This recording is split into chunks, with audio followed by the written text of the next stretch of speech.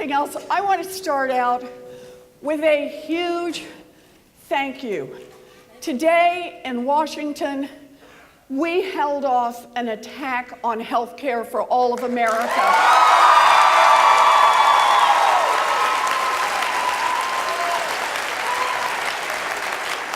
And it happened because of you and people like you all across this country. Thank you. You proved today that when we get in a fight, we can win. And that's what this is about. So look, I want to get into this in just a sec. I want to talk a little bit, and then I just want to get straight to as many questions as you've got. But I'm here at Framingham State. And some of you in this audience will remember that Framingham State is where I had my first volunteer event when I was a baby candidate.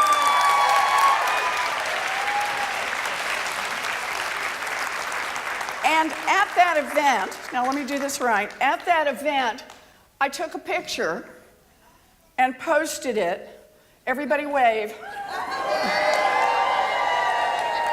Okay, so you're all going to be up and posted. But it really is fabulous to be back here and fabulous to have a chance to talk with all of you. Yeah, thanks, Roger. Boy, a man of little faith. Okay.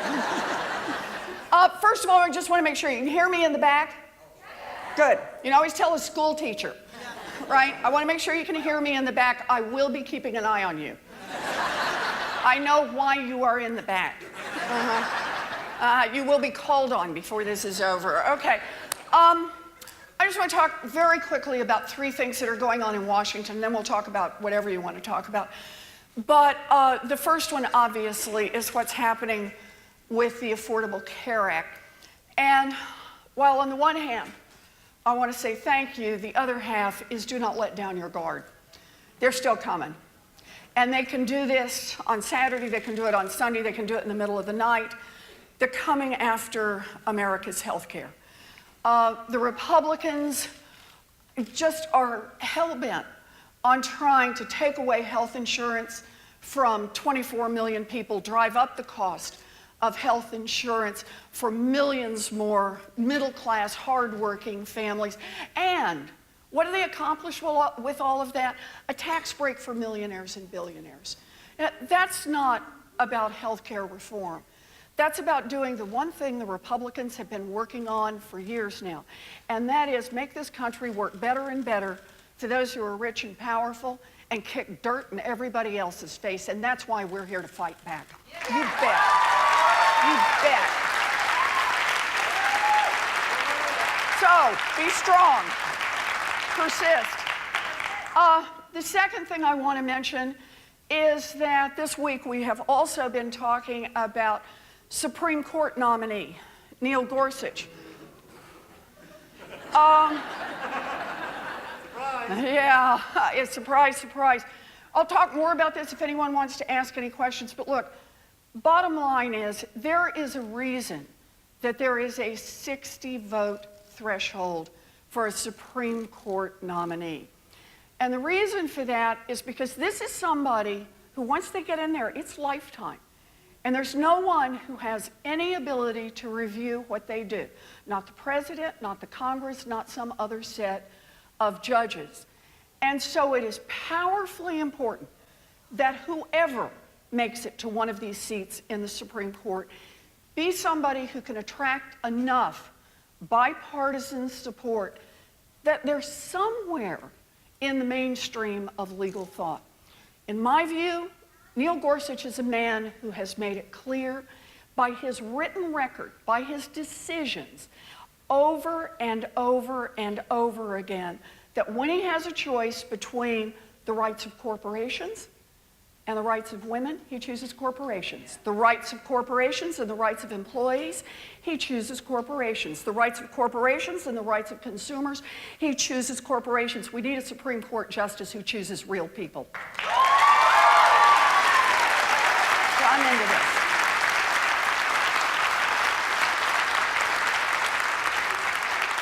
And if Donald Trump has nominated somebody who can't get 60 votes, then he needs a new nominee, period.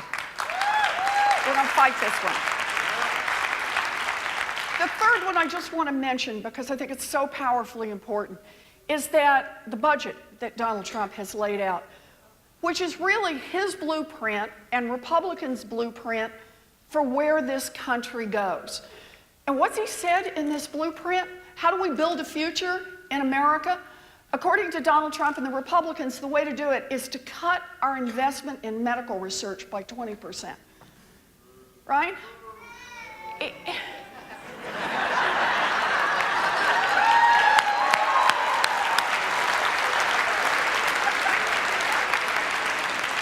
That says it all. I'm with you. I'm with you.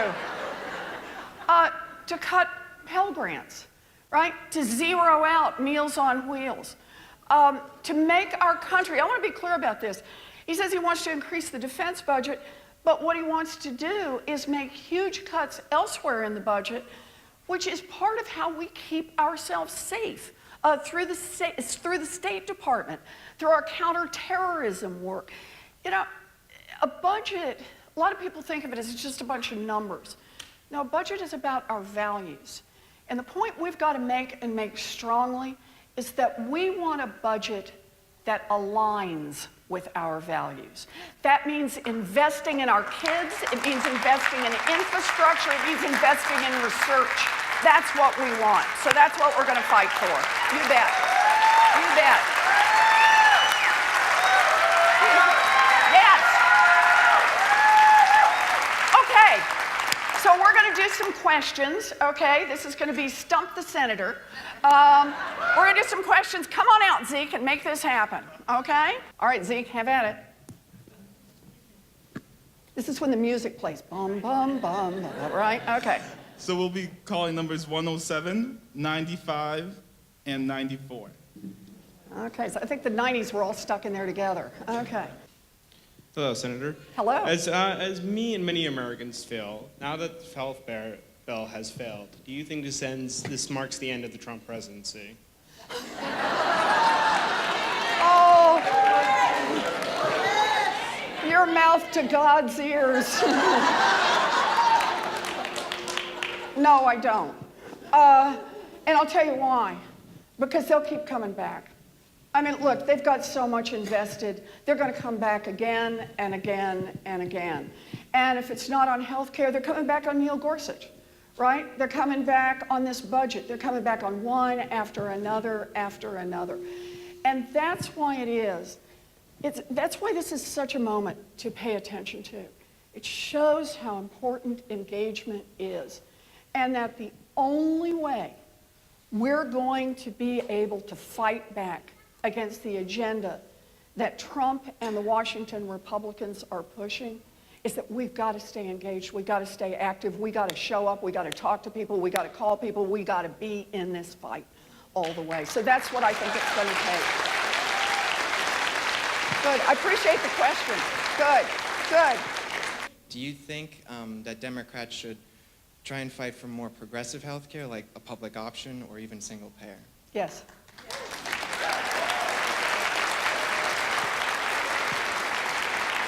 You know, and I don't want to just give Kevin a one-word answer. He'll feel cheated here, right? His number got drawn, but I actually want to make a real point around this. And that is, the Democrats did everything they could nationally to try to make it a bipartisan bill. And it is true. The Democrats took a Heritage Foundation idea. They took something that had been advanced by a Republican governor here in Massachusetts and had gotten off the ground, and we had some testing for it. We'd seen how it works. We took a bazillion amendments and made changes. And how much Republican support did we get for that? Like none, right? At the end of the day. So my view on this is when it's time to take a step back and to say, so what is the right way to do health care in America? I think that's when it's time to put it all on the table. Not just small adjustments to what we've got here, although I'm glad to do those if that's where we can go right now. But I think it's time to put it all on the table and to talk about the options that will actually deliver the best possible health care at the lowest possible price for all of America. That's what we got to do. So I like what you got, Kevin. I like it. Good. Did we have one more? Senator Warren, first let me thank you for your passionate and intelligent representation in our great legislative branch. What a nice thing to say. Thank you.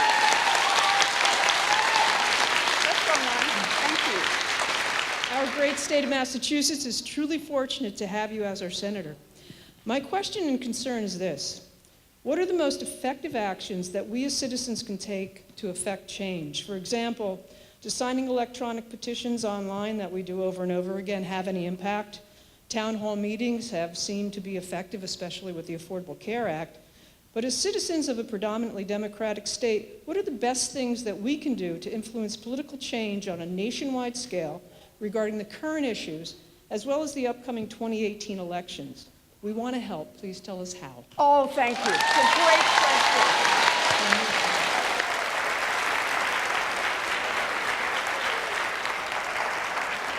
So look, I look at this as what are their advantages, what are our advantages as we get into the middle of this fight. And their advantages are pretty clear. They've got what money buys, right? They've got concentrated power, concentrated money. They can run lots of ads. They're very disciplined. You wake people up in the middle of the night and say, what does a Republican stand for? And they got their 2 or 3 bumper stickers. That works for them. And they have really been able to leverage that into a win in the Senate, in the House, and in the White House. So we got to be on our side. What do we got on our side? My view, we got 3 things on our side. We got our votes, we got our voices, and we got our values. Our values, progressive values, are America's values. Yeah. And when I say that, I really mean this. That's not just like so much noise. I really mean it. When you think about the things that we get out there and fight for, like access to affordable health care, like raising the minimum wage, like reducing the cost of student loans and making public universities available to people so they won't get crushed by student loan debt. More investment in infrastructure and in jobs right here in America. Protecting and expanding Social Security for those who depend most on it. More regulation for Wall Street banks, not less.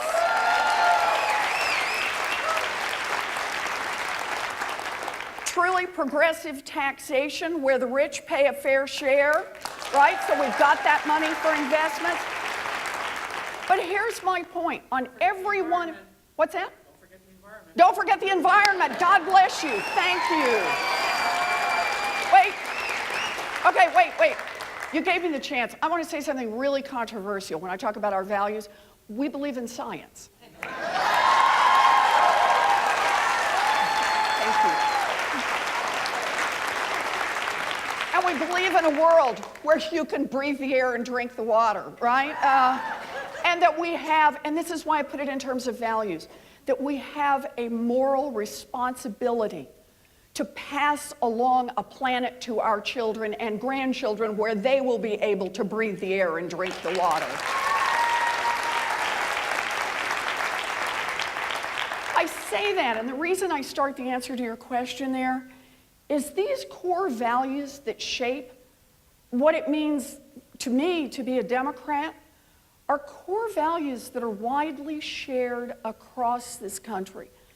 Everything that I've just described, somewhere between about 2 out of 3 and 3 out of 4 people across this country say, yeah, that is what we should be doing. And I don't mean just of Democrats. I mean Democrats, independents, Republicans. People believe in an America where we invest in the future, where we do try to make things work, not just for a thin slice at the top, but we try to make them work for all of us. An America where our kids will have more opportunities than we had, not fewer. And I say that because what it really means is we can use our voices, we can use our votes, and we can really turn that into change in this country. So, you guys are here in Massachusetts. What can we do in Massachusetts? You ask me the question, does it matter to sign on to online petitions? You bet it does. Does it matter to make phone calls? You bet it does. If you think it doesn't, look at what just happened down in Washington, right? It matters.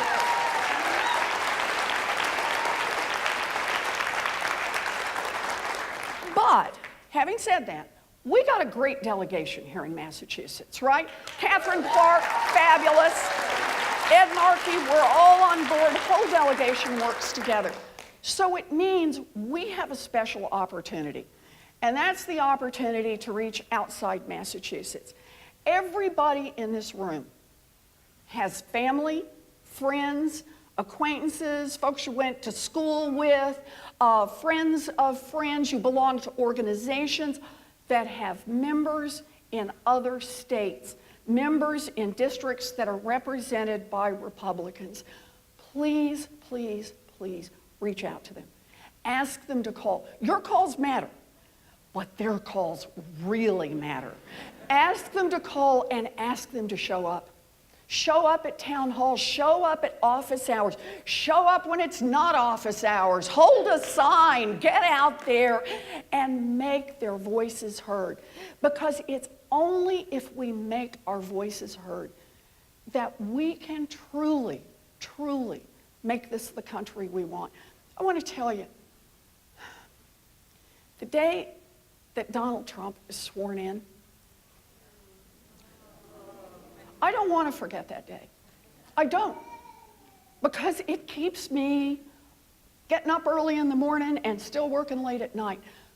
But it's the day after, the day of the Women's March.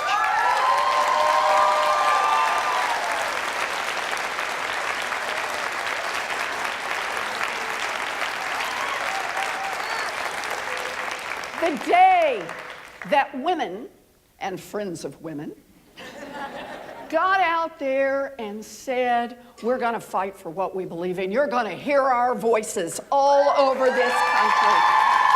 I see your hat. That's when it happened. And that's what it is I believe we've got to do. That's what we got to do. So thank you. Thank you. It's a great question. Good. Okay, who else have we got? So thank you for coming, by the way. Tell me your name. I'm Lisa. Hi, Lisa. Nevertheless, she persisted has become our rallying Whoa! cry. Woo! You bet. You bet. All right, I guess the one I'll ask is about the nuclear option.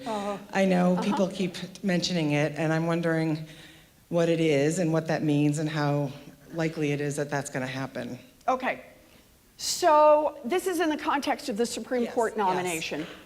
And let's do a little quick background. So for a long time, the tradition in the United States Senate was that if someone wanted to filibuster, they called it, if someone wanted to stand up, it would take 60 votes to shut down a filibuster and move forward to a vote, even if the vote itself would only take 51 to get through. So that's how it had been. And it was used only in very extreme cases. It was actually not used much on nominations. It was used mostly on substantive laws. Then what happened is the Republicans, once Barack Obama was elected, just started using it over and over and over, and they started using it on nominations. And they used it partly just to throw sand in the gears, just slow down anything. Remember, they had a very clear goal, and that was to make Barack Obama a failed president. Right? It wasn't to make America stronger. It was just to make the president fail. But they had a second goal in slowing down nominations, and that was in certain areas, they were actually trying to make the laws not work. So, keep anybody from being named to the National Labor Relations Board, and they no longer have a quorum after a while, and other people's terms have run out. And that would mean that anyone who had a complaint about unfair labor practices that the law requires that they go first to the NLRB, literally the statute of limitations would keep running, which is a short, about 6 months statute of limitations would keep running, but there would be no NLRB that could decide it. So it would mean, in fact, open season on your employees, and there would be no place for them to go. Don't confirm anybody to be the head of my favorite little agency, the Consumer Financial Protection Bureau, right? Love it. Because then there'll be a challenge to every rule that they have because they didn't have anyone who was confirmed. And this was the big one, don't confirm anyone to some of the major courts around the country, particularly the DC Circuit Court of Appeals, which is where a lot of the administrative challenges come up through. And they had a Republican majority. And so they just permanently, we're going to leave 3 seats open on the DC Circuit Court of Appeals. So anyway, ultimately, the Democrats, we were still in the majority then. Oh, remember those days? We were still in the majority, and we said, that's it. We got to get rid of the 60-vote margin for nominations other than the Supreme Court of the United States. And we said, Supreme Court of the United States, nope, it still takes the full 60 votes because this is the lifetime appointment, no appeals beyond this, no one who has any way to stop a Supreme Court justice. That means it's got to be someone who can attract 60 votes, and that will mean people from both sides of the aisle who say this is someone we can support. So that's where we stand right now. And what Mitch McConnell has said, and other Republicans have, oh, amazing, have said, in effect, they have tried to threaten the Democrats with lots of loose talk that either confirm Gorsuch or we'll just change the rules. And this is going to put it to the Democrats.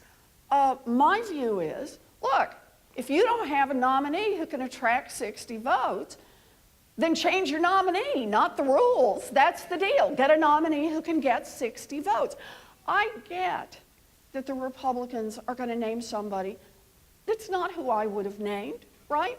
But it's got to be kind of within the channel here, sort of in the main place. And that's what this is going to be about.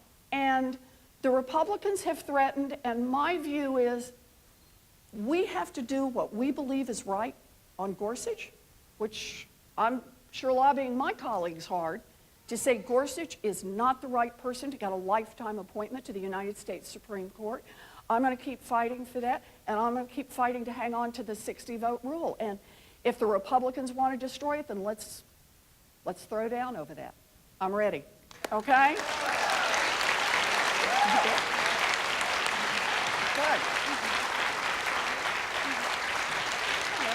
49. Yeah. Thank you. Hi. Hi, my name's James Lindsay. Hi, James. Hi. So the question I'd like to ask tonight is, I've been working on a project with Framingham State's Development and Alumni Relations. Uh-huh.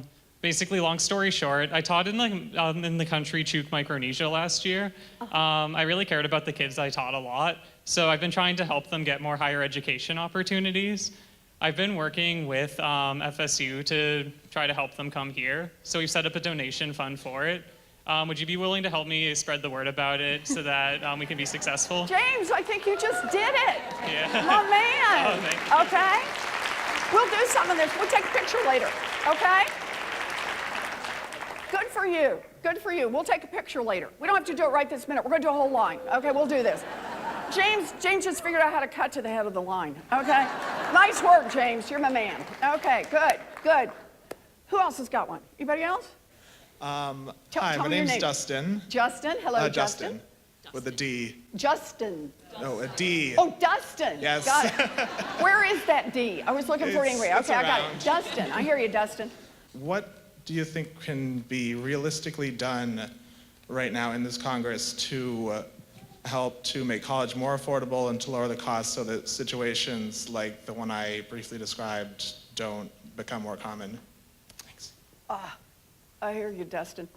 And that's one of the reasons I started when I was describing what Trump wants to do in his budget, is he wants to end all Pell Grants, which help people, low-income people, make it through college. And it's not enough, but at least it's some help. And cut the Department of Education's budget. But notice, he does not want to cut the interest rate on student loans or provide additional help to state universities. So we got an uphill battle to stay where we are. That doesn't mean we shouldn't aim higher than that. Can I start this one? You'll let me do this, I hope, Dustin, for just a second here. To say, I just want to say how strongly I feel about this. I am the daughter of a janitor. My mom worked a minimum wage job at Sears. And the only way I had a chance to meet my dream, and I had a dream. My dream was to be a teacher. I decided when I was in second grade, that's all I wanted. I wanted to be like Mrs. Lee. And, you know, in her sturdy shoes and big bosom. She was just wonderful. She gave the best hugs in the world. I wanted to be a teacher. I used to line my dollies up and teach my dolls. It was hell to be one of my dolls. It was just awful. I was just really after them. I just wanted to be a teacher. My family had no money to send me to college. They had no money. I used babysitting money and money from ironing to have the money to be able to do my college applications. I was able to graduate from college because I went to a commuter college that cost $50 a semester. And it opened a million doors for me. I am in the United States Senate today because a generation ago, America invested in education for kids like me.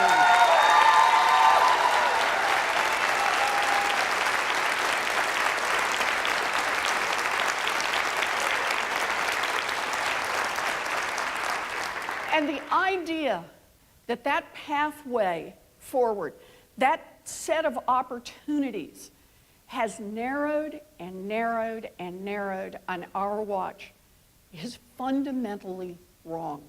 It is not who we are as Americans. I want to give you one more. When I was growing up, the odds that a kid would do better than her mom and dad were more than 90%. Today, they're less than a coin toss. America's defining feature is that we are a country of opportunity. If you're willing to get out there and bust your tail, work hard, make it happen, then you ought to have a chance to move ahead. And one of those pieces is there ought to be an education available to you that does not require you to go into debt. That's what we need, debt-free college. You bet we do.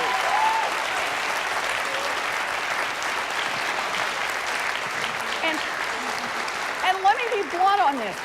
This is not just pie in the sky. Yeah, it's going to take some money. We got to pitch in some money to make that happen. Back when I was in college, generally across this country, taxpayers were paying about 3 out of every $4 it took to educate someone in a public university. Today, taxpayers are paying about 1 out of every $4, and families are trying to make up the difference. We need, once again, to be an America of opportunity. And when we talk about using our voices and using our votes, high on our list has got to be that we are going to make college available to anyone who wants to do the work. That's what we're going to do. No more debt for college. That's what we've got to do. I wish I had a more immediate answer that was more immediately helpful to you, Dustin, but this is what we got to be out there to fight for. So stay with us, man. We got to do this, okay? Sorry, long answer, but this one matters. They all matter. Yeah, go ahead. Hi, Senator Dave Valuca. Hi, Dave.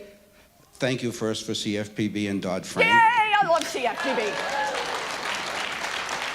That we And know Dodd-Frank, you guys, a whole room full of nerds, right? We just clapped for bank regulation. I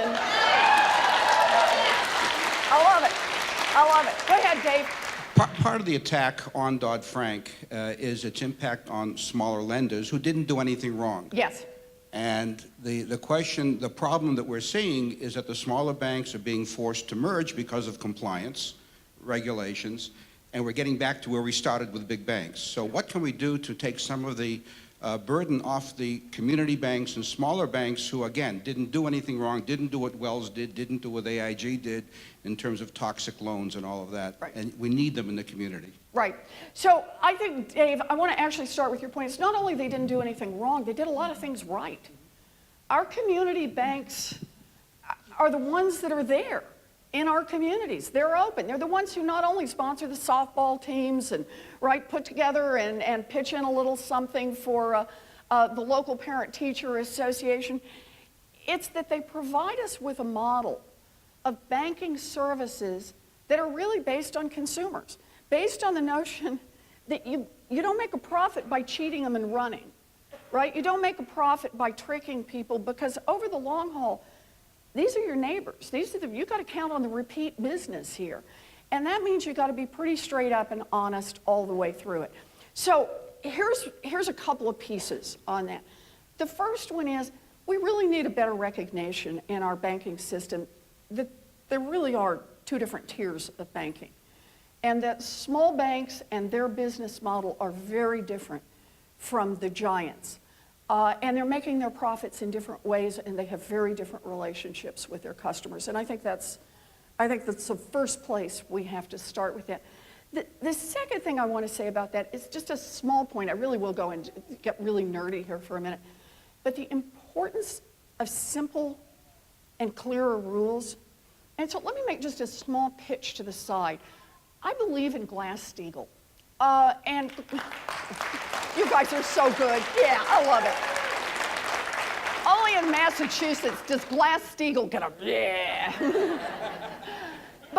But the point is, for those of you who are not totally up on your banking laws, Glass-Steagall was, after the Great Depression, during the Great Depression, we put FDIC insurance in place, so it was safe to put your money in banks. We created the SEC. The idea was to put a cop on the beat to keep Wall Street honest. And the third one was Glass-Steagall, to say, in effect, banks have a choice. They can decide to be banks. Deposits, right, loans, local community, you do that kind of thing. It's a pretty simple business model. Kind of boring. Don't mean that in a bad way, but right? Pretty simple business model. Or you can decide to go blow it all on Wall Street, right? You can roll those dice and you can make it big, or you can totally blow through it. But there's got to be a separation between those two. You've got to pick one or the other.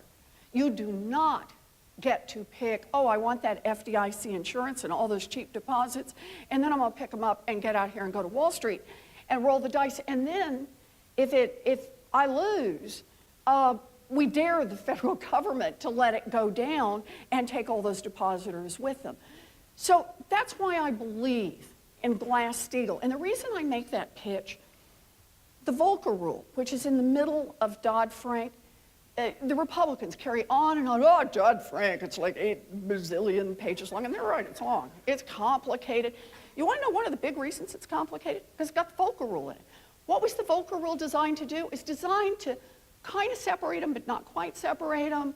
So they had a little bit over here, and they had a little bit over there, and they dance around, and then it has 10,000 loopholes and 50,000 explanations.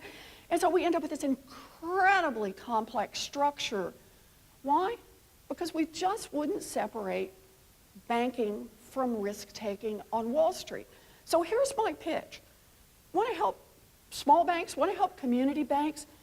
Glass-Steagall is not going to hurt our community banks. Glass-Steagall, our community banks are pretty clearly, they know which side their bread is buttered on. They're not out there on Wall Street taking chances.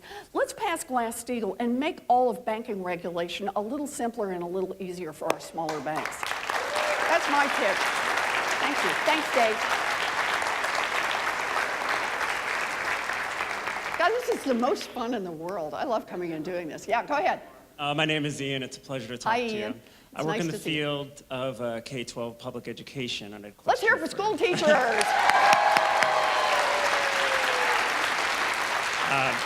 Currently, the United States, I believe, spends around $13,000 per pupil, with only 4 countries spending more than us, and we rank about 17th across the country. Now, with Betsy DeVos in power, I'm,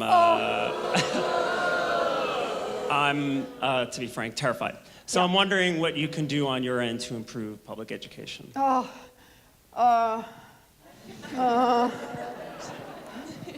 God, I thought we were going to have somebody better. I thought we were going to use the Department of Education to try to strengthen public education. But Donald Trump named someone to be Secretary of Education who does not believe in public education.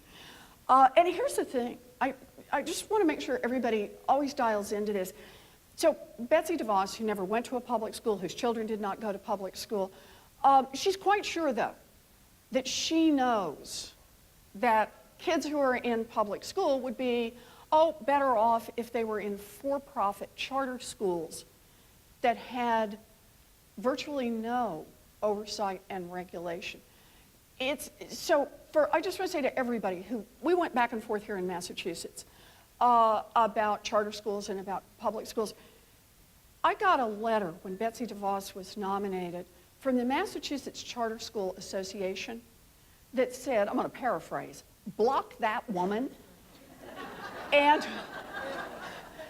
the reason they gave is that because she has advanced the notion that you take public funds and put them into for-profit charter schools with almost no regulation, and we end up destroying education, not just for the kids who are left in public school, but basically for all of our kids.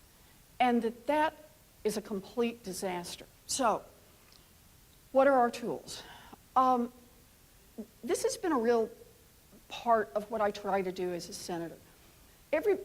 When a lot of people think about the Senate, they think about Congress, and they think about, how a bill becomes a law, the thing we all learned in 8th grade, right? And that certainly is part of what we do. It's important. It's an important part of legislation. Today, the question was, would they repeal the Affordable Care Act? They didn't. Yeah, we got to remind ourselves of the days when good things happen, right? Okay, but there are other tools available when you're in the Senate, and man, I've been looking for all of them. And one of them is oversight over our departments. Now, oversight is not perfect. It's oversight. It's not that you get to come in and run it, but it's that you get to stay after them. And you get to ask them questions. You get to haul them in for hearings. You get to send them letters. You get to ask the Inspector General to go take a look at what they're doing. You get to ask the GAO to go do a study about what they're doing. And you better believe I'm picking up every tool I've got, hammer and tongs, and going after the Department of Education. All the way. All the way.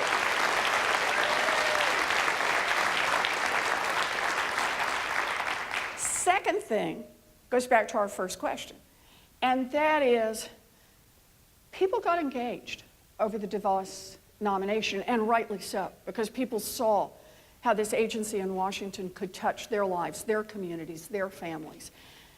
Yeah, she made it across the finish line. It took setting an historic precedent that they had to haul the Vice President of the United States down to break the tie and pull her across. But boy, people around America are watching. So keep looking, raise your voices, make sure that what happens at the Department of Education matters to you today and tomorrow and the next day and the next month and the next year. We got to stay after the Department of Education. It matters to all of us. Thank you. Thanks for your work. Thank you, Ian. We have another one? My name's Jenna. My question for you is that Donald Trump clearly had many, many flaws, yet he struck a chord with a lot of voters. Yep. So what is it that the Democratic Party is going to do to respond to that with the midterm elections coming up and then also in 2020? So it's a great question.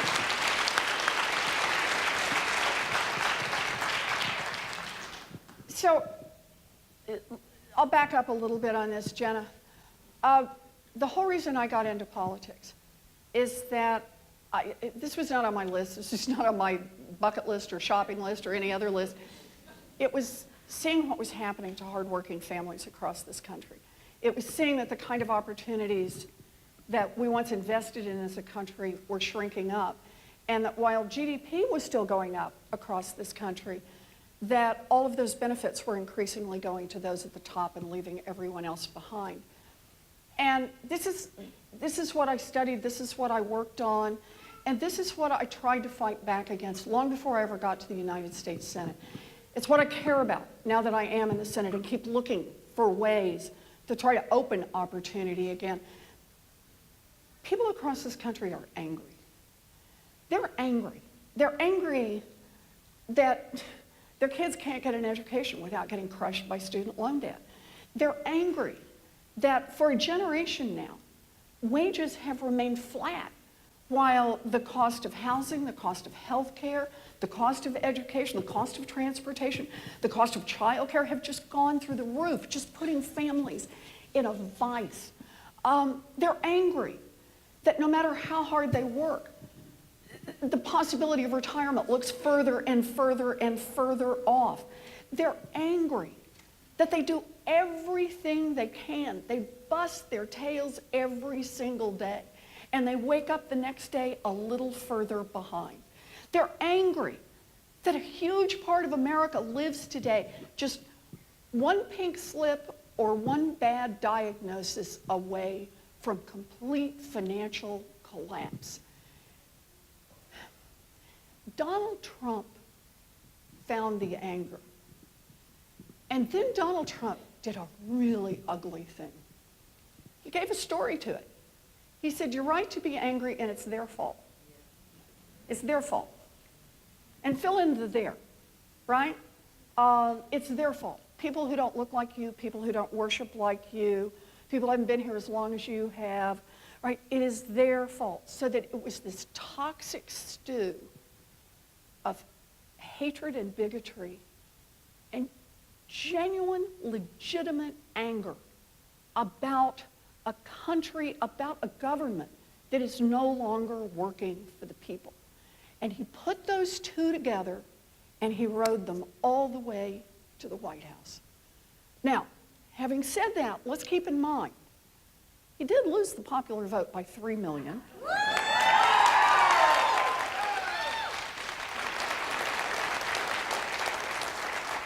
In any democracy on God's green earth, Hillary Clinton would be the president of the United States. Republicans lost seats in both the House and the Senate, all right? So there are a lot of folks who get the anger part of this and who say there's got to be a better way. What I think our job is as Democrats is to get out there and talk about our values, not our 14-point plans, although I've got them. But to get out there and talk about both what's gone wrong in America and what our vision is to make it right. I truly believe America believes in making those investments in the future. That America believes that we can be a good and decent people. America believes that we can build a future for our children. But we got to get out there and show some leadership on that. That's what it's got to mean to be a Democrat. That's what I believe. Thank you. Thanks for your question.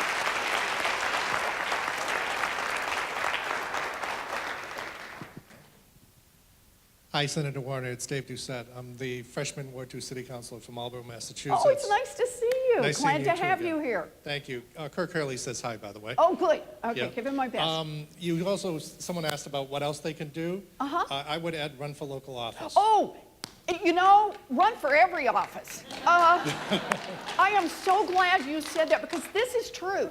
Can I interrupt for a minute on you? I'll let you get to your question. But this is true. You were asking me the questions about what to do. You know, if I had notes, I would have remembered all these things. Run for office and do, whether it's school board, up and down the line. Run for office, and if you don't feel like you're the one to get in there and do it, offer to be somebody else's campaign manager. Right? Offer to be the one who'll get out and help and knock on doors, volunteer. This is powerfully important. Anybody in here thinking about running for office? 1, 2, oh, stand up for a minute. Stand up, yes.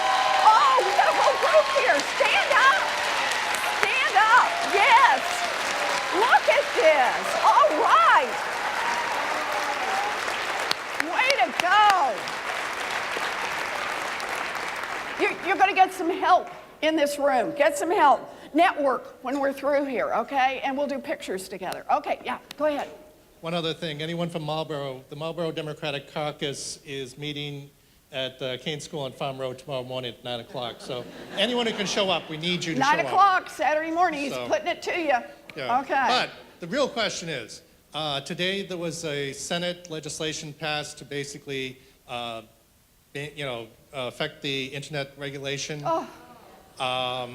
What can we do to keep our privacy and not turn the cyberspace into basically a global Big Brother? Yeah.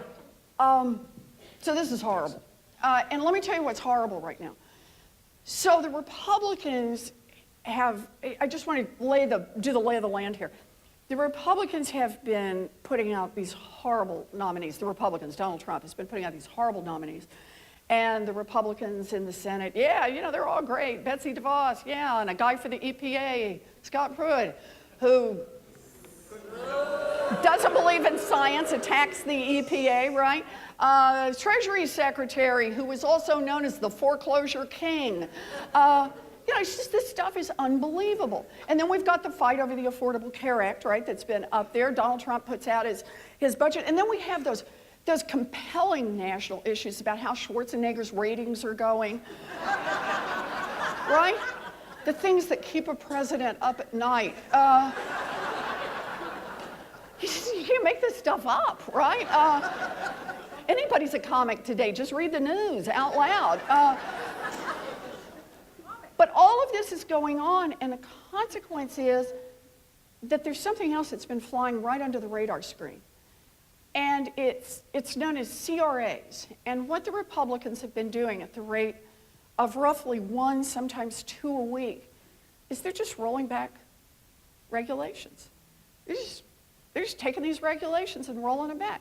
So this past week, the Republican majority decided that no longer would employers who maim or kill their employees would be required to keep records on that for 5 years. Yeah, do you feel safer now? And let me actually underline for you why that's so important. When you say, what?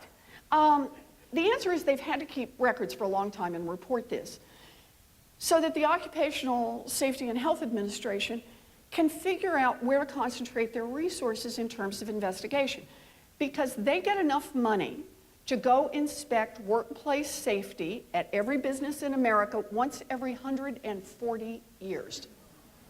That's how much money they get. So, not surprisingly, they've got to kind of concentrate.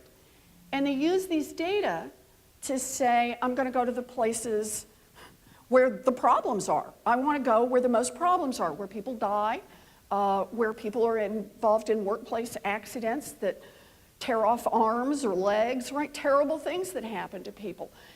And the Republicans just got through a CRA that said, not anymore. And they've been passing this kind of stuff all the way through. And the latest one, which is the one that you were just referring to, is one that says that these internet providers can suck up your browsing history and sell it. Yeah, thank you. Yes. What?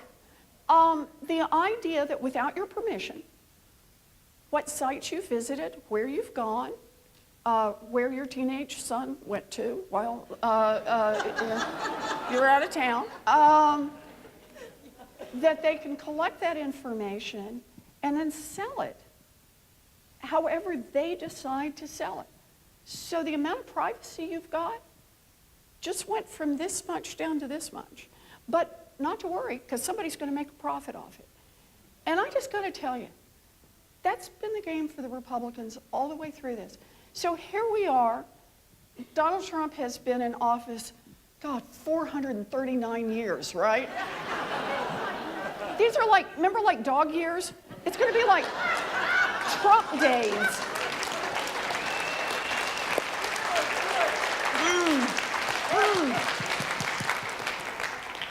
And what have the Republicans been out there doing to help working people? And the answer is, It's not just nothing, it's worse than nothing.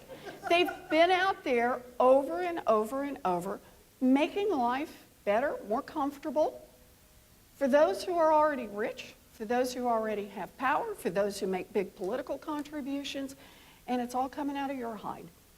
And right now, because there's so much other stuff going on, this is just, the world is being changed, and it's just passing below the radar screen.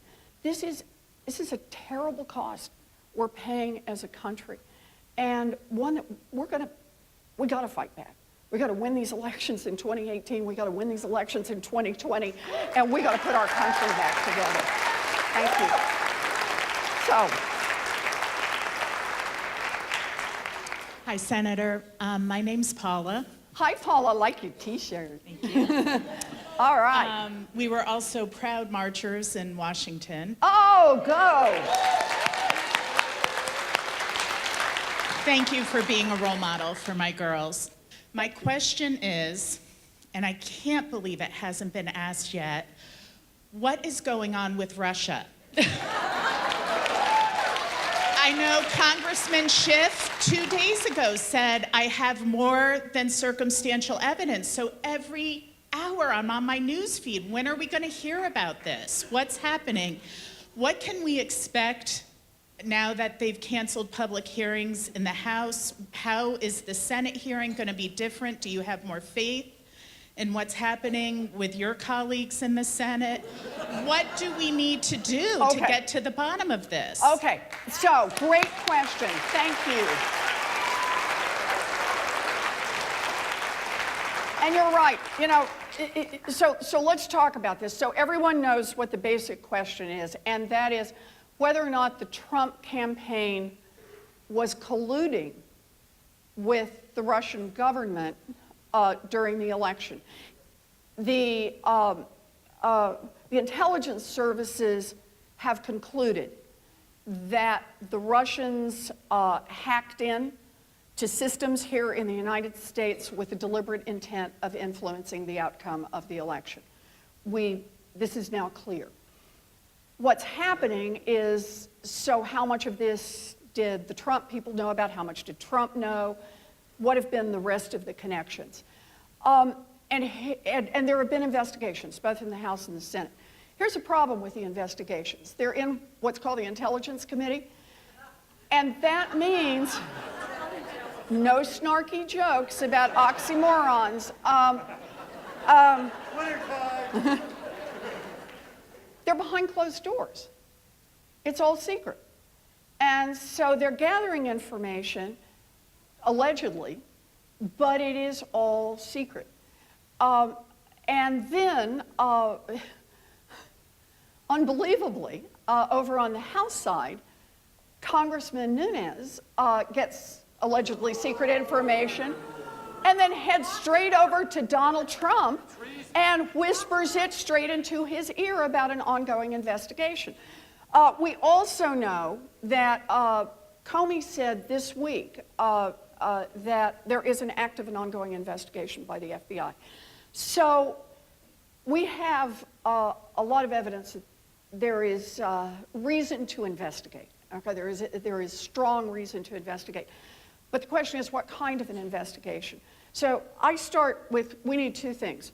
We need a special prosecutor, and we need an independent commission behind this. No ifs, ands, or buts on this. No more hiding out in secret committees in the United States House or the United States Senate. I don't have to draw any conclusions about what's happening back there, although, let's face it, Nunes has given us reason to draw some conclusions about what's going on. He absolutely burned any credibility he might have had in a giant bonfire on the front lawn of the White House. Unbelievable. But we're done, in my view. When that happened, we are done with the idea that some secret committee is going to get to the bottom of this. The reason I say that we need both a special prosecutor and we need an independent commission is that we need someone who is nonpartisan. We need someone whose job it is to investigate. That is their full-time, all the time job to investigate. that they've got subpoena power, and that this is transparent. You make real change when the public can see what you're doing. So that's what it is that we want. And I want to make one more point on this. We were talking earlier about this. When I say nonpartisan, I really do mean that. This should not be an issue that only Democrats care about. If the Russians are actually influencing the outcome of our elections, our most sacred democratic ideal, then everybody in America wants to know about that and get to the bottom of it. Republicans, Democrats, independents, libertarians, everybody. So we got to keep up the heat on this. We cannot let the temperature drop off on it. You're exactly right about, in many senses, it should be the first question we ask every place we go. Good point. Thank you. Thank you. Who's got one? Hi, Senator. First Hi. of all, Hi, thank you. Bruce. My name's Jim Price. Oh, Jim. Yes. Thank you for what you do, first of all. Thank you. And somebody stole my question. That's okay. But so I'm going to go to my follow-up question, Okay. and you've touched on it. But what can we do to prevent he who shall not be named from getting a second term?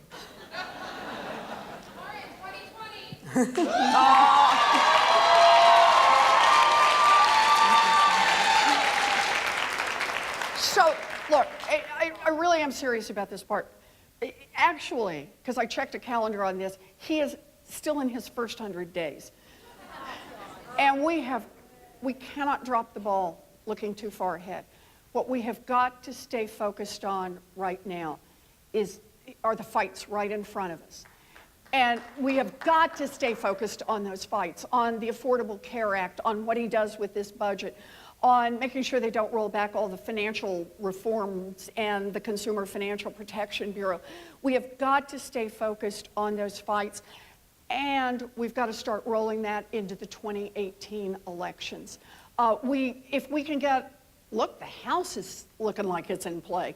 If we can get back a majority in the House or the Senate, everything changes at that point. So let's keep our focus there. We have really got to put our energy into that. And let me say something about that, just a little kind of 1-2 on that. The first one is, and I don't have to say it to this group, we got to be in this fight. We got to show we are willing to fight every single day. That's what you all do. Do that. But the second is, we got to fight smart. We cannot shoot at everything that moves. So when Donald Trump goes off on his riff about all you Massachusetts people who went up to New Hampshire to vote, let it go. I'm serious. There's just so much we can fight on. It's why these CRAs are just running beneath the screen, because there's so much going on. Donald Trump's, one of his best weapons is the distraction, right? How many of you saw Up? So you'll know what I say when he says one of his best is just to yell, squirrel, and, right? Shown. So we start getting some traction on something, and then Donald Trump says something that is like so bizarre that we all can't stop talking about it. We do have to stop talking about it. We have got to make this fit together. A coherent message. And that's why I want to go back to the core message about every part of this. Donald Trump ran for office promising that he was going to help working people. Donald Trump has come into office and done nothing but help billionaires and Wall Street bankers. And we got to hold him accountable for not what he said, but for what he has done. And we got to push that every day. Every part of this. Affordable Care Act, let's just be clear. It's about giant tax breaks for millionaires and billionaires. It's about helping Donald Trump and a handful of his buddies and making everybody else in America pay for it. We've got to keep bringing this back to that central theme. Why? Because that's what's really happening in this country. We got to do that. We got near the end. Anybody else? Unfortunately, we've run out of time. Aw, this is the fun. But I would like to thank Senator Warren for being here today. A woman of character in a place of character.